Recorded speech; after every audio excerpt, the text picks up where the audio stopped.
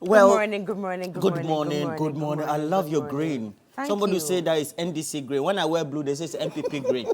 So today, me, I've decided I'll wear blue throughout, But red there's tomorrow. blue in MPP as well. Yeah, that's it. When you wear, no, they say you are. The NDC people will say you are MPP. So you want to be identified as an MPP member? Well, MPP is a good party. NDC is also a good It's a party. good So if I'm party. identified as either, there's nothing wrong with it. So what are you trying to tell me, that because of the green? Oh no, I was only making a comment. Okay. Don't be fussy about All it. right, sure. Yeah. No You know, problem at all. yesterday, I was on social media and something Caught your attention? caught my attention, and it's related to Zenith Bank, saying that they've Right. pulled out of The exchange the Securities and Exchange Capital Commission, Markets. yeah.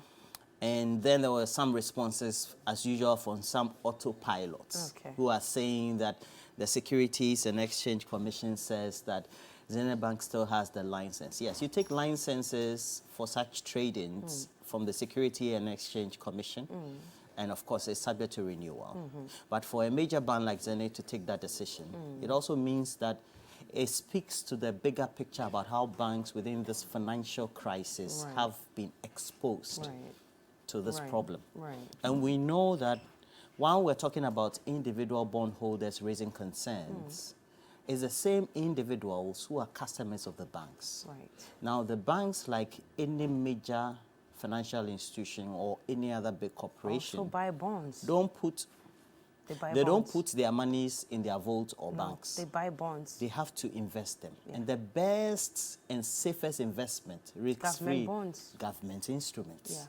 So when we have people on social media and they are making those commentary, they have to be educated.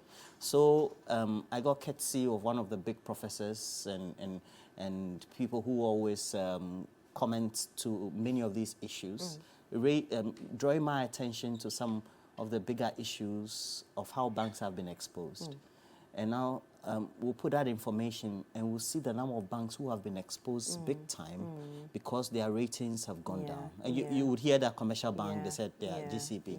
And look, top 10 banks exposure to government securities, percentage of their total assets.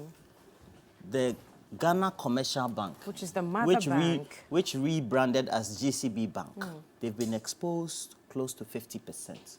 Echo Bank, close to 40%. APSA, same, close to 40%. Stanbic Bank, they are just above 30%. Fidelity, dear Bobo, almost 60.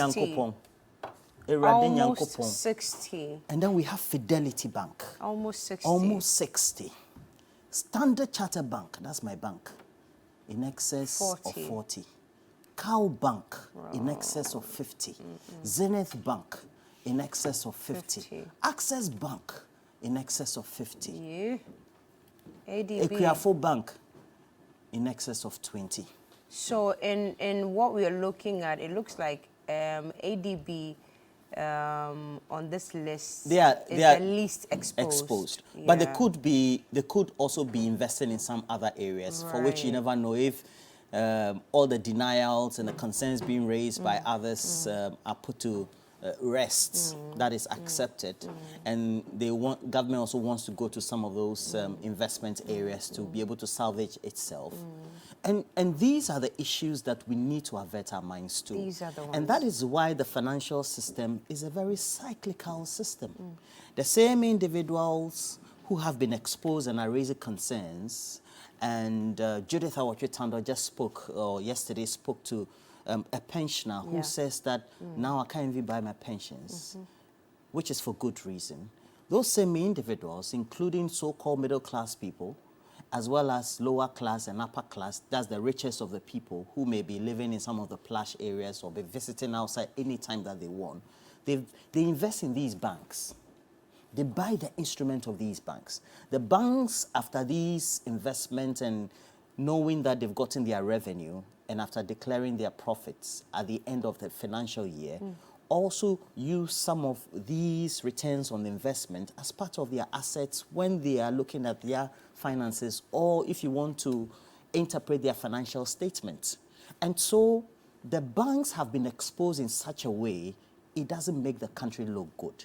If we avert our mind that just post-2017, the Finance Minister, Ken Ofori-Atta, made a decision alongside the Bank of Ghana to publicly announce that banks have been exposed because their chairmen or their shareholders decided to play with or toy with depositors' funds. And so ordinary Ghanaians in a panicky situation ran in on the banks. And so people have had issues from that problem where workers have lost their jobs. Those who deposited or had investment in those firms have still not been able to recover fully. And then we have this coming on. This is second biggest trouble hitting the financial system. So while we're having this conversation, we should all be worried because we're all customers of these banks. And that is why we need to put the matters into perspective and not be belittling the issues and playing around. And then the interpretation out there is that somebody wants to do politics or is adhering to the tenets of somebody's own communication, whether it's opposition, etc., to make government look bad. Where we are, government has to own up to that responsibility. That I went around borrowing. The borrowing I used for freebies. And we're not saying that you didn't use the freebies on us. You might have used the freebies on us. The question is, was that a good policy direction? This year alone, in the budgets, read in November 2022, we have over 600 million used for planting and food and jobs. The ones we've used in the past for planting and food and jobs, do we see it in food security, which has influenced prices? And the other ones. These are big issues that we need to talk about. There are big investors in this country who have pumped money into some of these banks, buying instruments and other forms of securities, who have been exposed big time. They live off this. If you're rich, you're okay. But if you're at the bottom, like me, you'll feel the pinch. And Berla is wearing a nice color, which shows that sea blue, you said sea blue is what? I didn't say Hope. anything about it. Okay. No, I said she's the best person to speak about it. I was speaking about my green. So you say your green means what? I'm thriving. That's what it your means. sea blue is Growth, what? greenery, thriving. Good morning. I'm not trying to figure out Give me a word to what describe sea blue Roland. actually means. Yeah. He's a very interesting character. Very, very Yeah. interesting. Who? Anyway, Yeah. you're very interesting. Yeah. Anyway, going back to what we're discussing about the exposure of these banks. Production, there was a tape in which Atuesian was speaking a few days ago that he mentioned that if we continued this way, about 5 banks were possibly going to collapse in the next few months or somewhere along the line this year.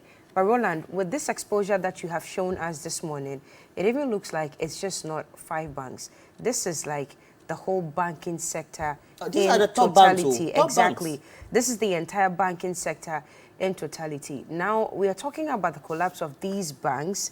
We are not even considering the people, the workforce in these banks and what is going to happen. Now, I've got brothers and sisters, cousins, uncles and nephews and whoever, nieces, who work in these banks. If they collapse and they come and sit at home, what's going to happen to the already pressured economy that we have? Exactly what's going to be going on. Yesterday, before the finance minister met the individual bondholders represented by Senyo Hosi and then, what's the name of the gentleman? Martin Pebu. I listened to a little commentary before that one. And what the finance ministry or what government is doing right now has actually come in too late. And I'm talking in connection to stakeholder engagement. You know, once we reached the stage that we had gotten to the staff level agreement with the IMF, that is when we should have rather come to start these stakeholder engagements to be able to know exactly what to do, number one, to even give the IMF the confidence that this program that they are about to enter into with us, we even have the capability to see it through. There was no stakeholder engagements, there was nothing. And then I get confused when I hear the finance minister say that this is still voluntary. It is not. If it's voluntary, then why are we talking about deadlines? Okay, if you don't have... If it's voluntary, why are we talking about deadlines? Why are you telling me that if you do not what was the phrase that was used? Bella, help me out. If you don't enroll on the program, then you're on your own. Something like that. There was something like that flying. How am I on my own, yet it is voluntary?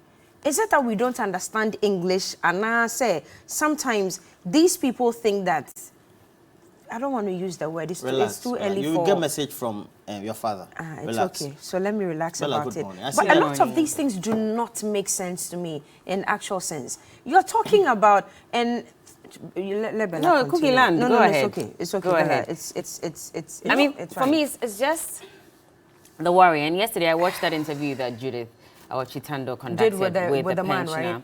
And if we can just pull that up a bit, I watched a longer version of that on Ghana Tonight. And I was heartbroken because this man, unfortunately, has not been successful when it comes to investing his money. This would be about the third or fourth time that he's transferring his investments into another form of investment and is on the verge of losing. As it stands now, he said there's some 260,000 that he invested in some, scheme at Data Bank. Yeah. He lost that money. He's not been able to retrieve that money, first of all. And now he's invested because he was assured that when it comes to government bonds, they are the most secure. Safest. Actually, they So were he until today. invested in that, and now he's a diabetic patient. He relies on the interest that he makes, the returns that he makes from this to buy his medicine, to even test his sugar levels before he can eat. So this is a daily affair for him. Unfortunately, as it stands now, for individual bondholders, if they are still included in the domestic debt restructuring, then he's not going to be able to make some money to even check his blood levels or sugar levels before he can eat. For me, that was heartbreaking. There's another man who also spoke, and he said that he has his child in the US or in some country studying. Now, he also relies on these returns to be able to pay the fees of the child. Unfortunately, this year, the child has not been able to enroll in school because he cannot pay the monies. I don't know how any government official would sit down, listen to the plight of these people, and still think that it's okay to go ahead with this. Is there another way we can manage and defend? Exactly. That's a defend. And the magnitude that we did doing that, even is palatable, beautiful. I mean, it's like fufu and some nice akrantia with some light soup. It's heartbreaking. Look, the financial institutions. This is how we know for basic finance or economics, this is how they work. And for any company, actually, if your operational cost is already high, you're not making good returns on your investments, you have to cut your operational cost. You have to. As part of cutting the operational cost, you look at the wages and salaries of people, that is the workforce. So you do rationalization, you cut down. You cut down on the workforce, you multitask people so that they can do more work, and you use less people. So you have to pay off people to go home. Because if people are on your pay list or your employment list, you have to pay their social security, PF, medical insurance and all those things. So in order for them not to carry that baggage, they'll tell you, go home. We're going to pay you 300,000 or 400,000. You do the markup or you do the numbers, you net them off. You look at, let's say, the recovery will be 10 years. Oh, I'm better off taking Roland off my pay list, paying him 300,000 to go and sit home or look for another job, other than, unlike me having Roland on my pay list for the next 10 years, where apart from his basic salary, he's going to earn all of these. Besides, within that 10 years, I'm going to promote him. Do you understand? I'm going to send him to training programs. He will be going to meetings. He'll be taking per diem and all that, because all those ones are not part of what you earn.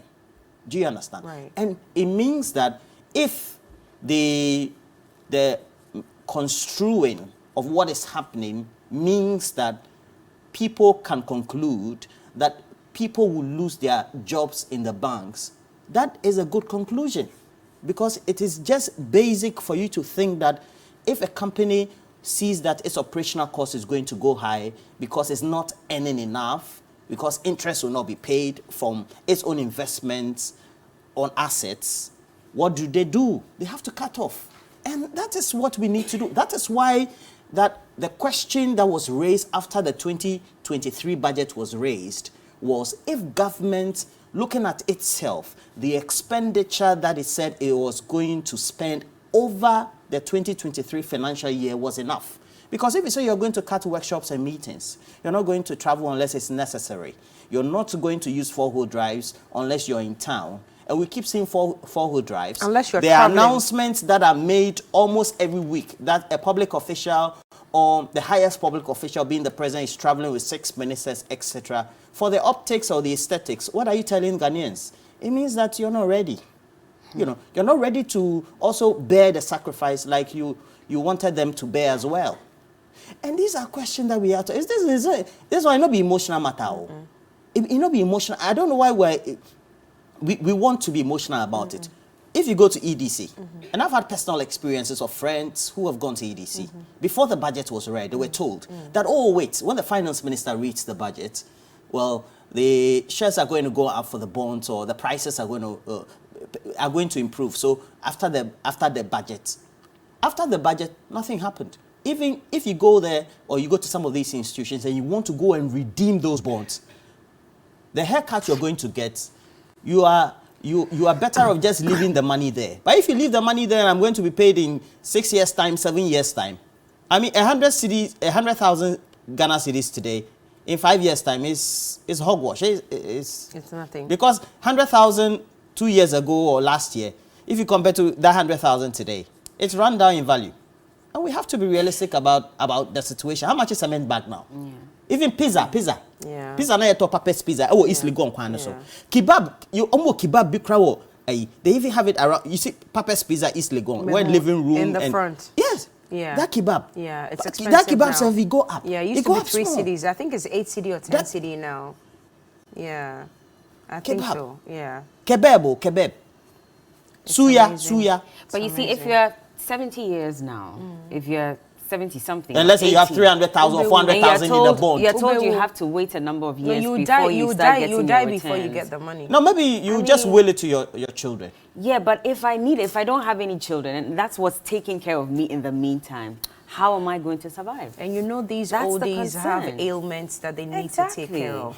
I mean, the pressures that we go through. I was just going to say, the pressures that we go through as young men. BP is now 20-something boys and 30-something young men are getting BP. Yeah. Now, is it not lifestyle changes? Yeah, it is, but it's still part of your ailment. Yeah, but sometimes too is hereditary. If it's in the family, you can also get it early. Yeah.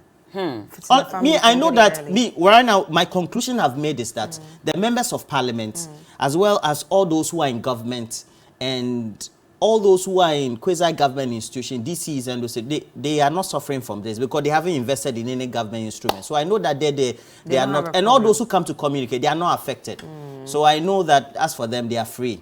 But maybe those complaining are those who are not in government and so have not invested in them, and they are having their problems. We'll take a break. We'll be right back.